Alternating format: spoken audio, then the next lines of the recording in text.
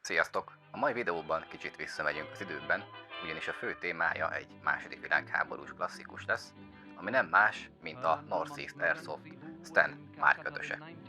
Emerged from his retirement for the war.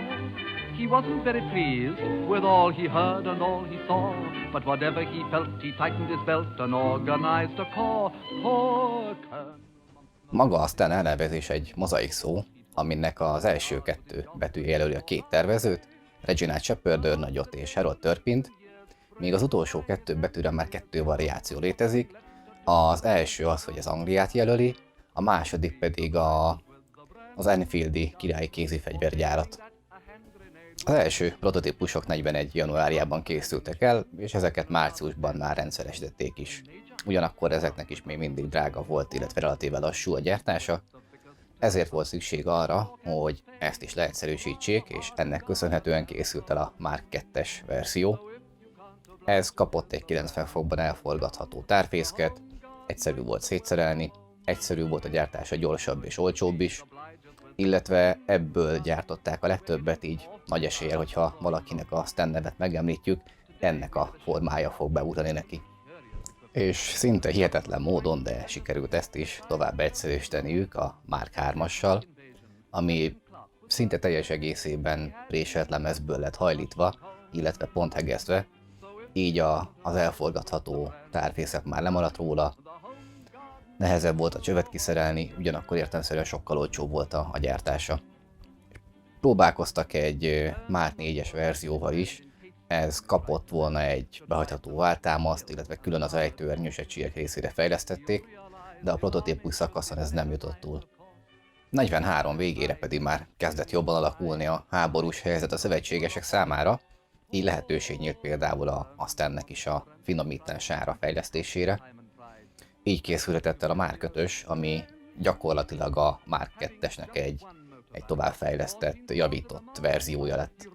A két verzió közötti különbségek már első ránézésre is eléggé szembetűnőek.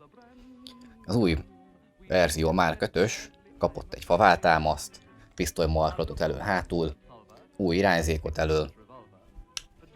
A tárfészek megmaradtak, forgatható tárfészek a Mark 2-esről, ugyanakkor elmondható, hogy az egész kidolgozottsága az gyakorlatilag minőségibb és jobban oda volt rá figyelve, ugyanis már nem az volt a lényeg, hogy minél gyorsabban, minél többet állítsanak elő. Ezek az újítások elég nagy részben az új Lee Enfield puskáról voltak kölcsönözve átvéve. Gyakorlatilag a váltámasz is egy Enfieldnek a váltámasza, azzal a különbséggel, hogy rövidebb, illetve keskenyebb, de például a tustalp ugyanaz a tustalp, ami megtalálható a puskákon, illetve a szíjakasztó is gyakorlatilag ugyanaz, annyi különbséggel, hogy alulról a váltámasznak a tetejére került.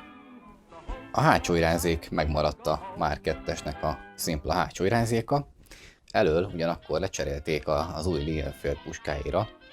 Gyakorlatilag az egész irányzékblokk, illetve a csővége az átkerült a Lee Enfieldről.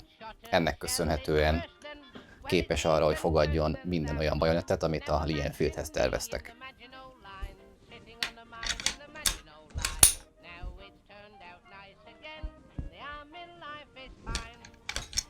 A hátsó pisztolymarkolatnak köszönhetően előrébb került az egész elsütő szerkezet, emiatt rövidebb és könnyebb is lett az ár, így megnőtt a fegyvernek a tűzgyorsasága is. Plusz kapott egy új formájú felhúzókart, amit gyakorlatilag kényelmesebb volt így használni. És akkor most nézzük meg részletesebben, hogy milyen is maga az Airsoft replika.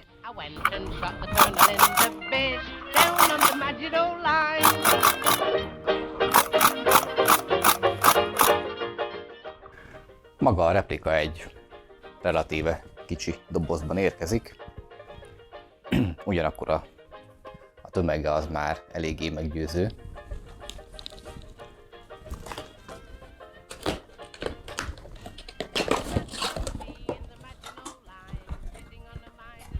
Találunk benne egy használati útmutatót, egy robbantott táblát az alkatrészekkel, és magát a aztán szétszerelve, alkatrészenként szépen becsomagolva. In the Maginot Line, sitting on a mine in the Maginot Line. Now it's turned out nice again, the army life is fine. Suddenly a pain I felt, a doctor on my tummy knelt. He slapped a poultice underneath me belt, right on the Maginot Line. Maga a replika egy gázos replika, egy GBB replika, aminek köszönhetően gyakorlatilag egy az egyben le tudták másolni a működést. Az egész fegyver acélból készült, kivéve értelemszerűen ott, ahol ezt nem lehetett megoldani. A tár acél egy az egyben, a váltámasznak is a rögzítő eleme, szíjakasztó, sátorvas, elsütő billentyű, vagy ravasz, ahogy tetszik, tűzváltó, az egész test, acél, felhúzókar, tárfészek, markolat, irányzék, cső, ami lehet az acélból van rajta. Ennek köszönhetően üresen nagyjából 3,2 kilót nyom a fegyver, a tár olyan fél kilót, így megegyezik a súlya az éles verzióval. Meg kell még külön említenem a fa alkatrészeket, egyszerűen gyönyörű szép a kidolgozása. Én részemről kicsit talán sötétnek tűnik, vagy sötétebbnek, mint ahhoz képest, amiket eddig láttam képekről, de ettől függetlenül fantasztikus minőségi az egész. Illetve a tustalp is eredetileg megegyezően ugyanúgy részből készült, és sehol egy darab csillagcsavart nem találunk rajta. Realisztikussághoz még egy pluszpont a tár részéről is, ez 32 BB tud fogadni, pont úgy, mint az éles verzió.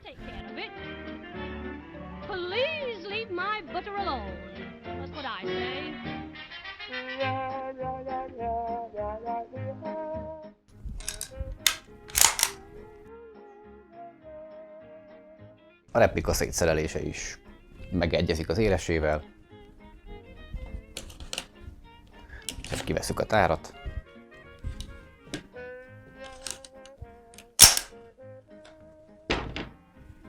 A váltámasz leszerelése ugyanúgy azzal kezdődik, hogy benyomjuk a helyre rugó tartókupaknak ott a gombját, lecsúsztathatjuk a váltámaszt és kész is.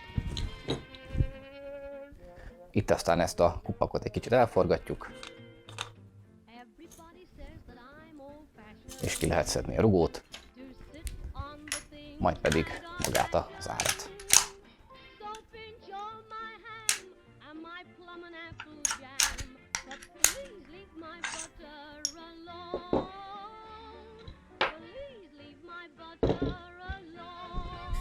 És nagyon szívesen mondanám, hogy itt ez elég is lenne, de a hop-up állításhoz sajnos tovább is szét kell szedni. Ehhez el kell forgatni a tárfészket, és így le lehet csavarni már a markolatot.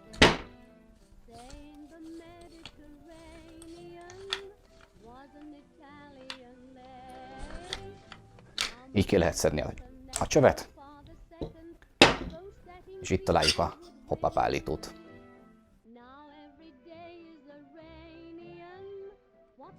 Ha valaki szeretné a markolatot is le lehet szerelni a helyéről, ehhez az irányzékot kell leszedni, és le lehet csúsztatni gyakorlatilag már a markolatot. A pisztoly markolatot pedig ki lehet csavarni a helyéről, és azt pedig irányzék leszedése nélkül is csak hátrafele lecsúsztatva le lehet húzni. Egyetlen alkatrész, ami nem acélból készült, értelemszerűen az maga az ár, ez alumíniumból készült. Egy kisebb problémám volt csak vele, nem lényeges, attól függ ki, hogy szeretné. Ez feketére volt festve, úgyhogy ezt a fekete festéket leszettem róla, hogy realisztikusabb legyen, ugyanis ez egy olyan része volt a fegyvernek, ami nem volt kezelve. Minden más acélalkatrész egyébként barnítva van a fegyveren, kivéve a tár, az összes tár az foszfátozott. De még az árban is van egy kisebb acélelem, ami az elsütő akasztóval érintkezik, és értelemszerűen, hogy ez tartósabb legyen, azt egy acélbetétet raktak ide.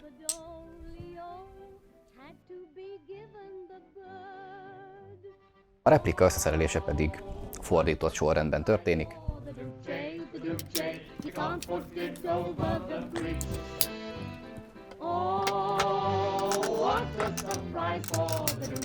They do say with Adolf, his name simply reeks. Despondent are the faint clarion tenors. A fegyver képes No sneeze egyes lövés és sorozatlövés leadására is. A tűzváltó, ez a nagy gomb itt a test közepén. Ez fixen a helyére kattan, nem kell azon aggódni, hogy véletlenül játék közben esetleg átállítódik. Az A jelzi a sorozatlövést, másik oldalon az R pedig az egyes lövést. A stenekkel nem találkozhatunk a modern fegyverekről megszokott biztosítókkal, viszont így is kétféleképpen lehet a fegyvert biztosítani, gyakorlatilag mind a kettőt a felhúzókar segítségével. Az első lehetőség az, amit most látunk, és ebben a helyzetben magát a felhúzókart át lehet tolni a testem,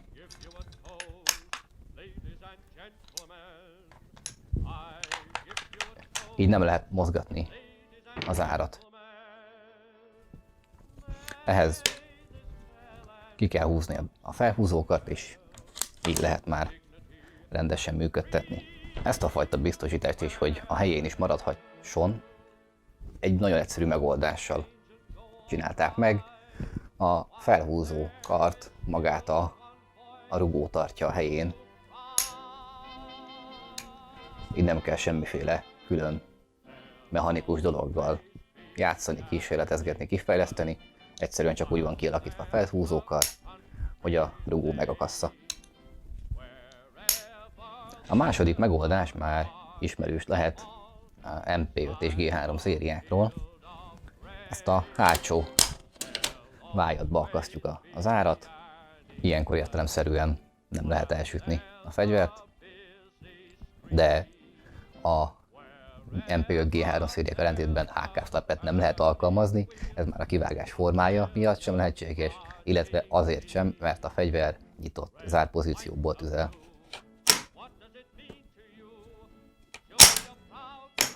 Korábban már mutattam, hogy a fegyver tudja fogadni az eredeti éles bajonettet például, de ugyanígy természetesen az eredeti fegyverszíjat is lehet használni vele, illetve hál' Istennek a váltámat is úgy alakították ki, hogy egy olajozó tubus beleférjen, így oda is került egy eredeti darab.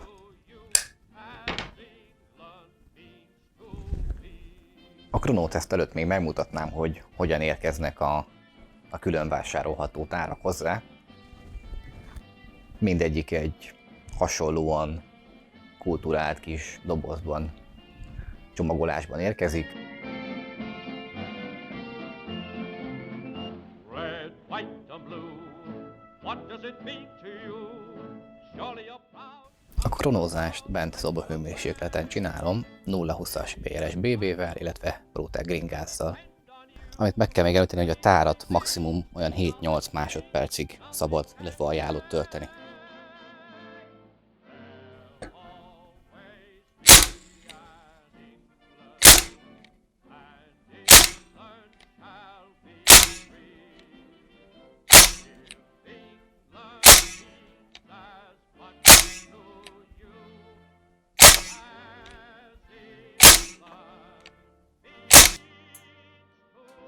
Lőtesztet sajnos már nem tudok ugyanilyen körülmények között csinálni, kint pedig nem sok hasznát látnám, mint azt az előző videóból is láthattátok.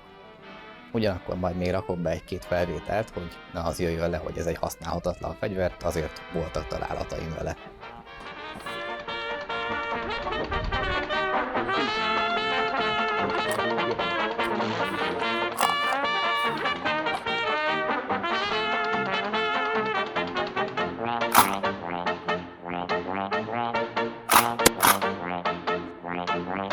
When the Führer says, wie ist the master race? We heil, heil, right in the Führer's face. Not to love the Führer is a great disgrace, so we heil, heil, right in the Führer's face.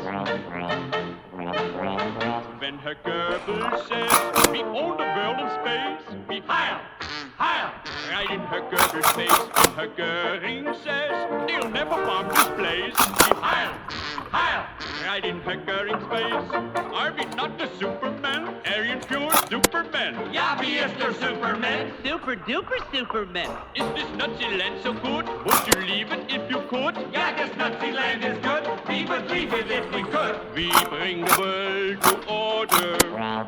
Heil Hitler's world to order. Elég egyértelmű, hogy a körülmények közel sem voltak ideálisak a fegyver számára, de a feeling az kárpótolt. Alapvetően tudtam, hogy mire vállalkozom, mikor ezt a fegyvert, a replikát választottam. Tudtam, hogy nem lesz egy pontos darab, de én úgy voltam vele, vagyok vele, hogy ez inkább egy ilyen híd az Airsoft és a hagyományőrzés között. Kidolgozottság és működés tekintetében szinte teljes egészében megegyezik az eredeti éles verzióval. Azzal az egy különbséggel, hogy üres tárnál a zár ugyanúgy hátul akad. Ezt a tárnak a kisebb átalakításával lehet orvosolni, ugyanakkor nem ajánlott, mert csökkenti a replikának az élettartamát. Összességében én elégedett vagyok a replikával, hozta azt, amit vártam tőle, itt-ott még túl is szárnyalta. Ugyanakkor persze ez nem egy pontlövő replika, így aki ezt várná tőle, az csalódni fog. Köszönöm, hogy végignéztétek a videót, ha tetszett, akkor dobjatok egy lájkot és iratkozzatok fel. Sziasztok!